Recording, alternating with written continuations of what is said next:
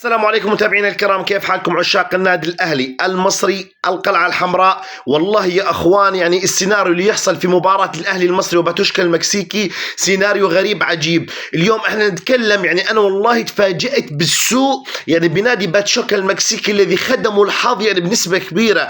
اليوم ما شاء الله النادي الأهلي مستوى كبير، لكن ينقصنا القليل بالإنهاء، ينقصنا الحظ والخبرة. أخواني المباراة ما كان لازم تتمدد إلى الأشواط الإضافية، لانه هذه والله تقتل المباراه وتقتل رتم اللاعبين. نتمنى اخواني حسم المباراه وعدم الذهاب الى ركلات الحظ، لانه ركلات الحظ ما راح تعترف على المباراه، واللي مين كان مسيطر عليها ولا على الاحصائيات قد يحكمها، قد يحكم الامور باتوشكا المكسيكي. صراحه والله يا اخواني اخشى على الاهلي المصري من المفاجات. حرام انه الاهلي ما راح يلاقي ريال مدريد في الفاينل في النهائي بعد هذا الاداء، لكن مدرب الاهلي شوي يعني جمال، يعني لازم يكون الرتم اعلى، الرتم اسرع عند اللاعبين، يكون الضغط الهجومي مرتفع. نادي باتوشكا المكسيكي اخواني منهار، ونتمنى ان شاء الله قتل المباراه في الاشواط الاضافيه وعدم الذهاب الى ركلات الحظ والمجازفه. اكتبوا لنا رايكم بالتعليقات، ولا تنسى تشترك بالقناه صديقي، وتابعونا عشان نخبركم تفاصيل المباراه. وشكرا لكم اخواني.